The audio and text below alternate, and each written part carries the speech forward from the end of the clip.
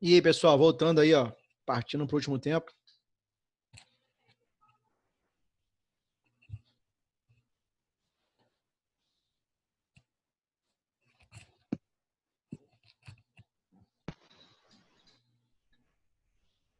Porque eu te amo.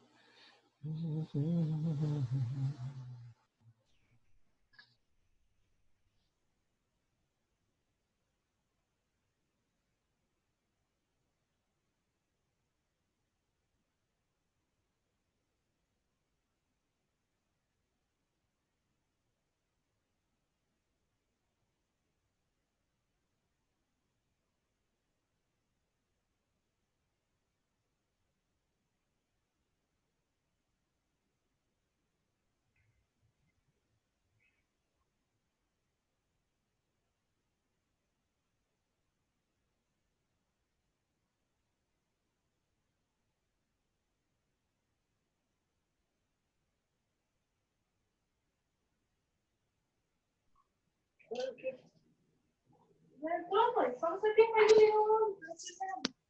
Engraçado tem vídeo, né? Tem que pegar pra fazer sozinho. Você tem essa cara de problema.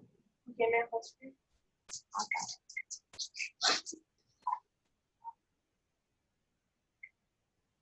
não tem vídeo mesmo?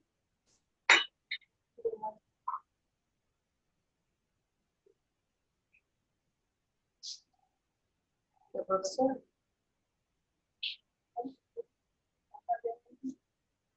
Eu sei. Ele não é de governo, sabe? Mas é chato pra caralho. Sai entre os dois. Fecha. Ele é do outro lado. Fecha. Fecha?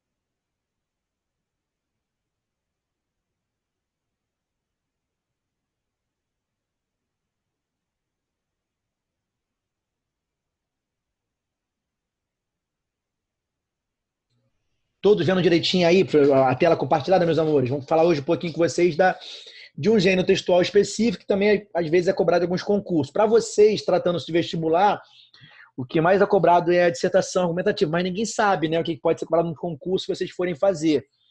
Então é importante falar desse gênero também, que é a carta argumentativa. É um gênero textual que vai se encaixar, né, na dissertação. Né, alguns gêneros se encaixam em tipos de texto.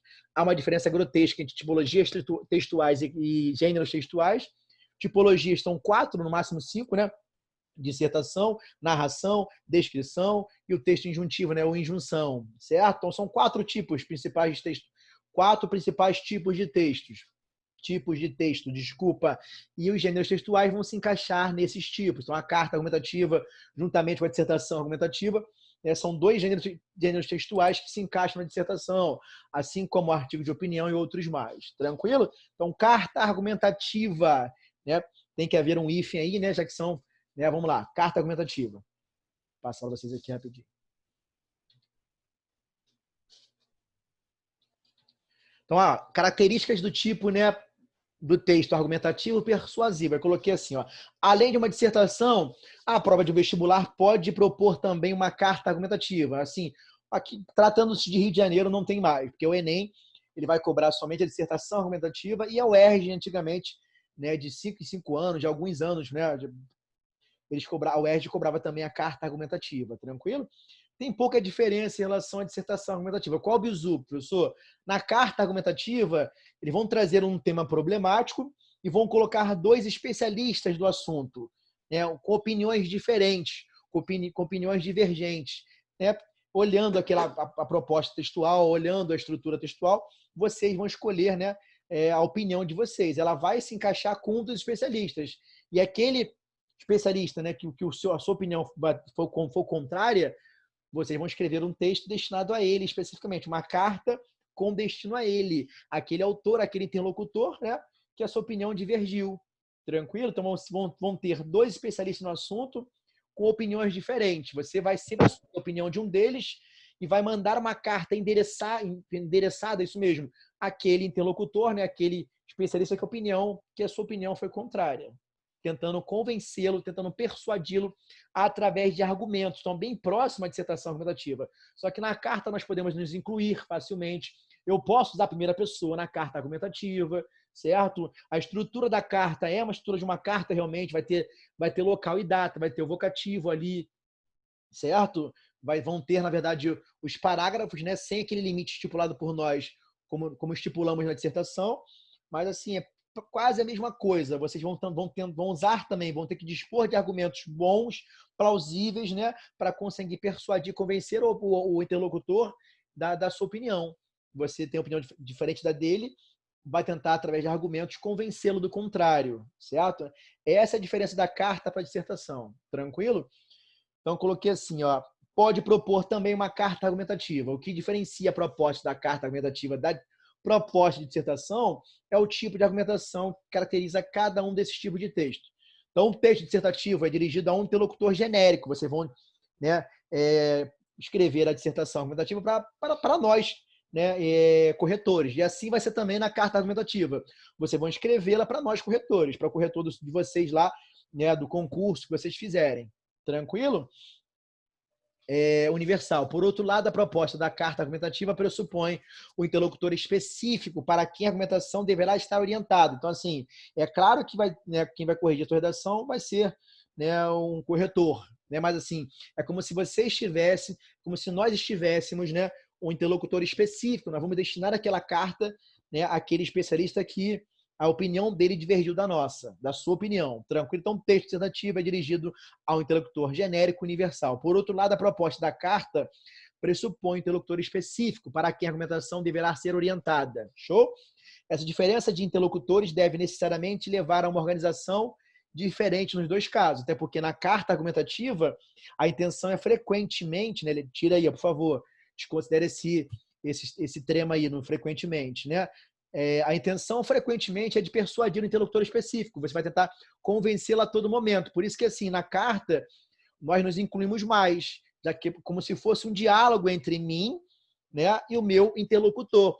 Eu vou tentar convencê-lo a todo momento, né, através da minha opinião, tentar demovê-lo da opinião que ele tem. Show? Botei assim, ó, para quem escreve a carta, ou demovê-lo do ponto de vista, né, por ele defendido, e que o autor da carta considera equivocado. Então, você vai ter sua opinião e vai escrever a carta para aquele cara que a sua opinião divergiu, certo? Tentando convencê-lo a todo momento, usando argumentos fortes, né, contundentes, tentando convencê-lo de que ele estava equivocado com aquela opinião e que você está certo.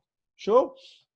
Então é importante justificar por que se solicita que a argumentação seja feita em forma de carta. Acredite, essa é uma opção estratégica feita em seu próprio benefício. Eu acho também que é mais fácil fazer a carta do que a dissertação. Só que assim, por confundir muito o aluno, né, alguns concursos ainda vão cobrar a carta argumentativa. Alguns concursos militares ainda vão cobrar a carta.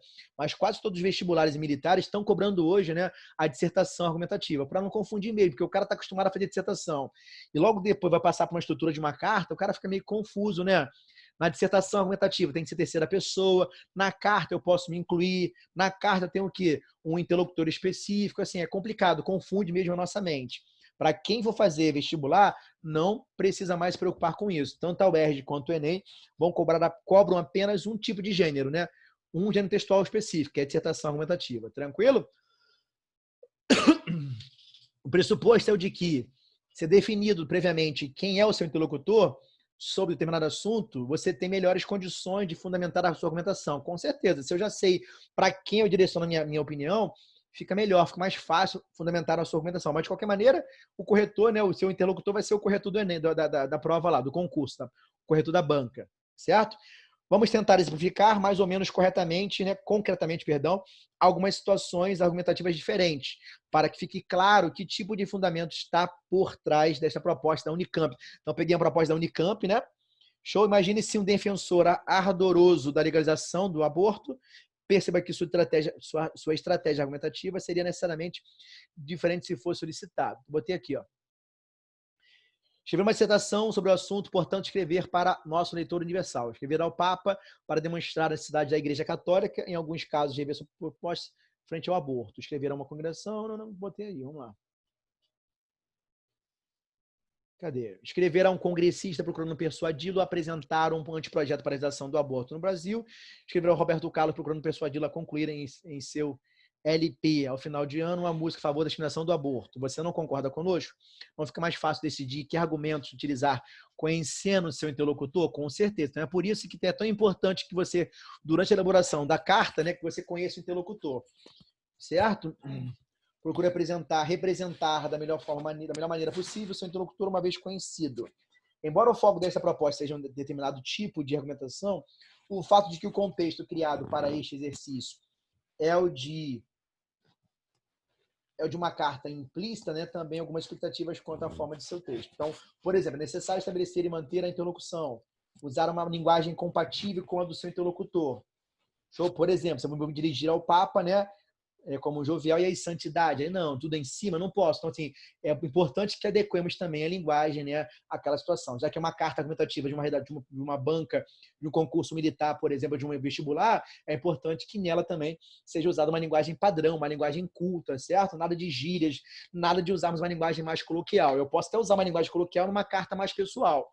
Mandar uma carta para um conhecido, para um amigo que eu não vejo há tempo, né, aí sim eu posso usar uma linguagem compatível, né, aquele contexto informal. Mas é importante que no vestibular, né, ou numa questão, uma proposta de banca militar, é importante que usemos uma linguagem padrão, uma linguagem formal, a menos que o cara, né, peça que você crie uma linguagem, né, fundamentada, uma linguagem mais informal, para o interlocutor, um aluno igual a você. Mesmo assim, né, voltando assim, mesmo assim, reforçando, se for uma banca militar, um concurso, né, é importante que vocês utilizem a linguagem mais formal. Show? Aí botei assim, ó, estrutura da carta argumentativa. Parte 1, local e data, né? O vocativo, a saudação inicial. Identifica o interlocutor, a forma de tratá-lo, você vai identificar de cara o interlocutor, a quem você vai endereçar a mensagem, a carta, né? A forma de tratá-lo vai depender do grau de intimidade que você tem com ele. A língua portuguesa dispõe dos pronomes de tratamento para estabelecer esse tipo de relação entre interlocutores. O essencial é mostrar respeito pelo seu interlocutor, seja ele quem for. Então, na falta de um pronome ou expressão específica, para dirigir-se a ele, recorra ao tradicional senhor, senhora ou vossa senhoria. Então, na falta de algum pronome específico, é importante que vocês recorram ao senhor, senhora, vossa senhoria, tá? Então, texto 2, parte 2, corpo do seu texto, dividido em introdução, desenvolvimento e conclusão. Igualzinho nós fazemos na dissertação. Show? Introdução, desenvolvimento e conclusão. O diferente aqui é o seguinte, que na carta não tem um limite estabelecido, né, de parágrafos, perfeito? Então, o texto dissertativo é dirigido a um interlocutor genérico, universal. A proposta de carta argumentativa pressupõe interlocutor específico, para quem a argumentação deverá estar orientada. Essa diferença de interlocutores deve necessariamente levar a uma organização argumentativa diferente, nos dois casos. Até porque na carta argumentativa, a intenção, isso aqui já viu, já frequentemente é de persuadir, né, de convencer o meu interlocutor, show? Mas que fique bem claro, no cumprimento da proposta em que é exigida uma carta argumentativa, não basta dar ao texto a organização de uma carta, mesmo que a interlocução seja natural e coerentemente mantida. É necessário argumentar. Por isso que é carta argumentativa. É importante termos argumentos, né? E pautarmos também em dados estatísticos, argumento, autoridade, tudo que vai fundamentar a opinião que eu tenho, né, em relação àquele assunto. E até é importante que os argumentos sejam bem fortes, bem contundentes. Para quê? Para eu tentar persuadi-lo, convencê-lo do contrário. Eu vou, durante o texto todo, né, tentar convencer o meu interlocutor do contrário, da opinião que ele tem. Vou tentar, né, convencê-lo da opinião que eu tenho, dele tentar né, se convencer do que eu acho em relação ao tema. Show? Parte 3, saudação final, vai ser despedida, geralmente é utilizado respeitosamente ou cordialmente para o interlocutor que tem um cargo hierárquico maior do que o nosso. Show? Atenciosamente para quem tem um cargo hierárquico igual ou abaixo ao nosso. Então, se for um aluno, né, você na redação, né, no concurso lá, vão escrever a carta para um aluno. O seu interlocutor é um aluno específico, ele vai ter uma opinião contrária à sua, você vai escrever uma carta para ele. Então, ao final, né, atenciosamente, né, e vai, né, se despedir. Show? Também pode utilizar as formas sem mais para o momento. Não pode. Isso aqui é desculpa, tá? Isso aqui é antigo. Não podemos usar as formas sem mais para o momento, nem de espécime, perfeito? Principalmente sem mais para o momento. Porque a pessoa vai chamar o seu corretor de burro, ele sabe que ali é o final do seu texto, então não é preciso colocar sem mais para o momento, é apenas, né, respeitosamente, cordialmente, vai assinar, né? Assim, quase sempre nos concursos aí fora, a banca te dá um nome, né, para você assinar. Então, respeitosamente, um estudante ou uma estudante, no caso das meninas. Então, é importante que vocês não coloquem os nomes, show? É importante que não assinem os nomes. Por quê? Porque o corretor não pode identificar quem está fazendo a redação. Então, assim, se eu sou corretor do Enem aqui do Rio de Janeiro e o Enem começa a passar para vocês a carta argumentativa, se ao final você escrever seu nome ali, fica mais fácil de eu identificar quem é o meu aluno. Eu posso até corrigir uma redação de um aluno meu dos colégios. Então, fica mais fácil. Vou acabar sem querer beneficiá-lo. Perfeito? Então, parte 4. De todos os textos, a carta é a única que deve levar a assinatura. Mas atenção, leia atentamente o enunciado da questão para saber o que deve se assinar. Suas iniciais, o nome de um personagem, né? Logo abaixo da assinatura, o cargo e a função de quem escreve a carta. Não precisa, né? Bota lá, então, respeitosamente, cordialmente ou atenciosamente, vírgula, um estudante ou uma estudante. Vai trazer já o cargo que vocês ocupam. Quase sempre é assim. Mas é importante que nos atentemos, né, ao que vai ser tratado, vai ser escrito na nossa proposta de redação. Show? Aí coloquei um exemplo de uma carta assim, ó, bem antiga, né? São Paulo, 29 de novembro de 1992. Então, prezado senhor EBM, ele não quis colocar o nome da pessoa, do seu interlocutor, né? Começou com vocativo. Repare que aqui, ó, a todo momento ele vai usar a primeira pessoa. É importante que na carta vocês possam usar a primeira pessoa, mas a todo momento o quê? Ele vai usar argumentos, né, contundentes e fortes para tentar persuadir o seu interlocutor. No caso ali, o vocativo, né, o senhor EBM. Show? Em seu artigo publicado pelo Jornal Folha de São Paulo, né, a 1º de setembro, né, deparei com a sua opinião, ó, eu me deparei, né, deparei com a sua opinião expressa no painel do leitor. Respeitosamente, lia e percebendo equívocos em suas opiniões quanto à veracidade dos motivos que colocaram milhares de jovens na rua, de maneira organizada e cívica, tento elucidar-lhe os fatos. Vou tentar convencê-lo, né? Elucidar os fatos. Nosso país, tá vendo? Nosso país, o nosso, primeira pessoa. Eu me incluo no texto todo momento. Nosso país, o senhor bem sabe, viveu muitos anos sob o regime militar ditatorial. Toda e qualquer manifestação que discordasse dos parâmetros ideológicos do governo era simplesmente proibida. Show? Hoje, ao contrário daquela época, as pessoas conquistaram a liberdade de expressão e o país vive o auge da democracia. Assim, perante essa liberdade, o Brasil evoluiu. Atravessamos o período de crises econômicas, mas as pessoas passaram a se interessar de maneira mais acentuada pelo seu cotidiano, diante da própria liberdade existente. Né? Nós não tínhamos essa liberdade, passamos a ter. Dessa forma, deparamos com uma população ideologicamente mais madura. Em sua carta enviada à Folha de São Paulo, o senhor assegura que a juventude é absolutamente imatura e incapaz de perceber a profundidade dos acontecimentos que a envolvem. Asseguro que tal opinião não é mais justa. Nós já fomos jovens, sabemos perfeitamente que é uma época de transição.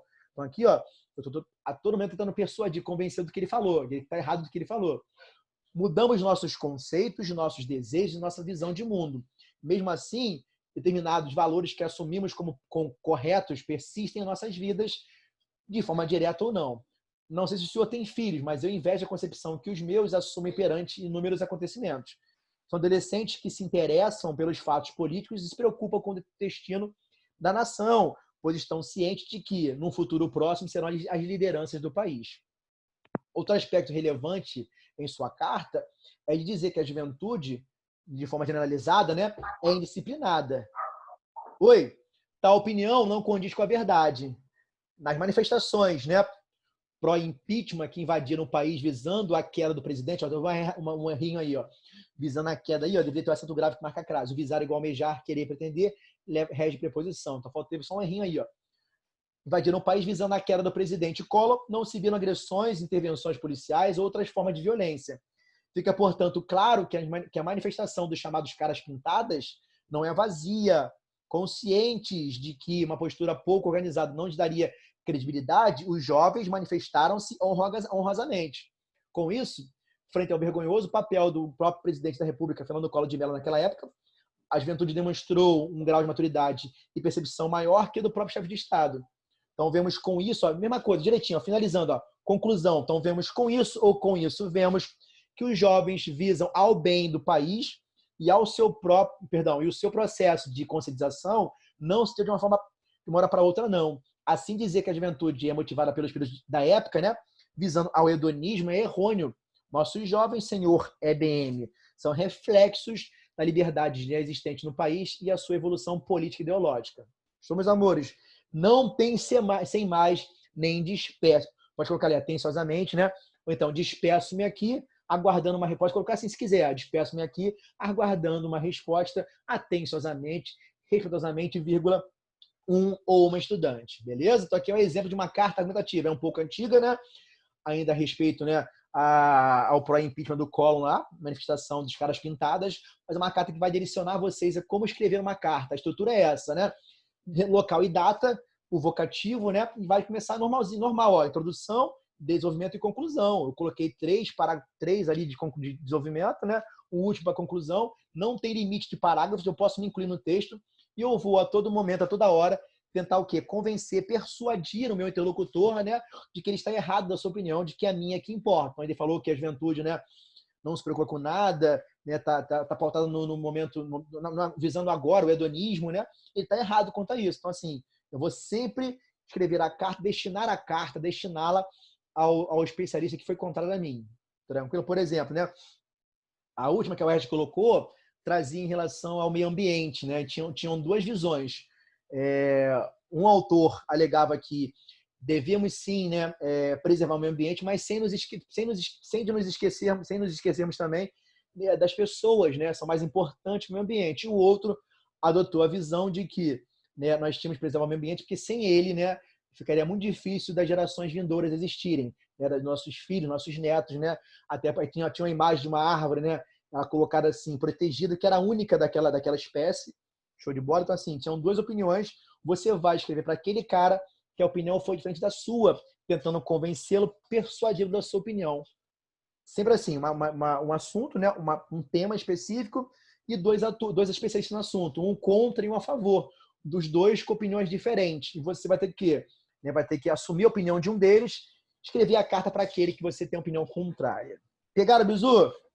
Ficou direitinho aí? Falem comigo. Foi. Por que, professor, explicou a carta? Porque alguns concursos que podem fazer lá fora podem cobrar a estrutura da carta argumentativa. Show? Eu vou usar argumentos para tentar convencer o meu interlocutor específico, só que a estrutura muda um pouquinho. Eu posso me incluir, eu vou ter local e data, eu vou ter o vocativo, eu vou assinar ao final, sempre, né, percebendo o que a banca vai nos dizer. Tranquilo? Então é importante que vocês vejam concretamente como é que é a estrutura de uma carta. Show de bola?